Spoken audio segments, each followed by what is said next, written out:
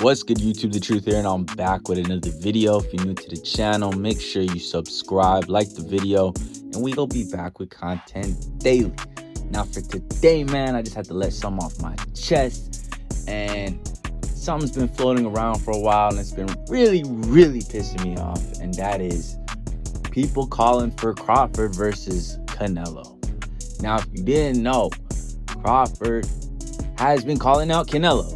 He's been on his ass through Twitter. He's been on his ass in the post-press conference. Like, he's been talking about him. Interviewers have been bringing him up.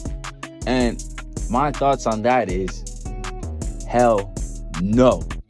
Canelo has a job as the undisputed champion at 168 to defend his belt against people at 168.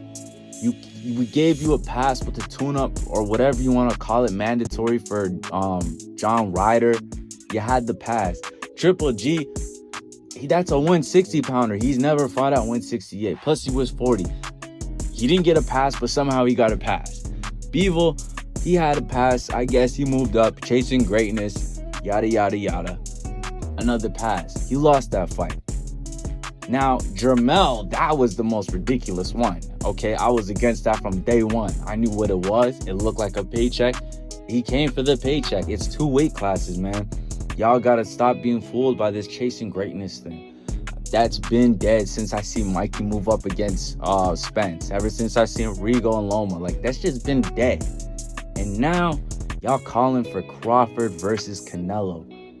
Crawford is 3 weight classes below Canelo. I remember I got it wrong in the last video when I was talking about Jermell and I was freaking out saying 3. This time it's really 3, okay? This time it's really 3.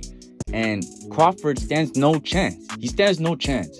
Jermell is a lot closer to Canelo than he is, and the weight off just moving up from one fight was too much for him. He was slow, he was sluggish, he didn't have that high output he usually has, and he can get hurt by Canelo, but he can't hurt Canelo. It's just not possible. I don't care if these guys walk around bigger.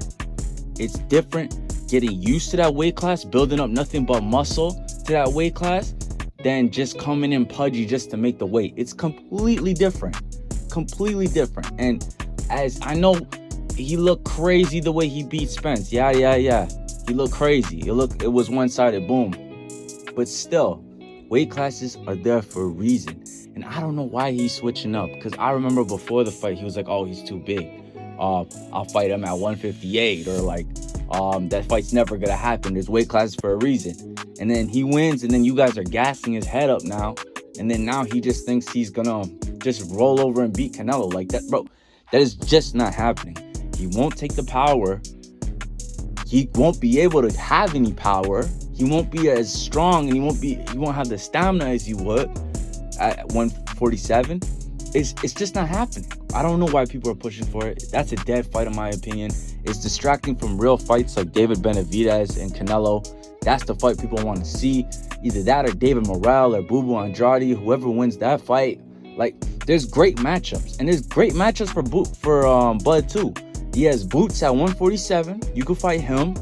Or you could move up at 154. You could fight Jermell. Or you could fight Tim Tszyu. Plenty of great fights. We don't need these super fight mismatches, okay? Because these are all mismatches, okay? There's no point in, like, people talk about Inoue Tank. Like, these are mismatches, okay? Everyone just gotta relax.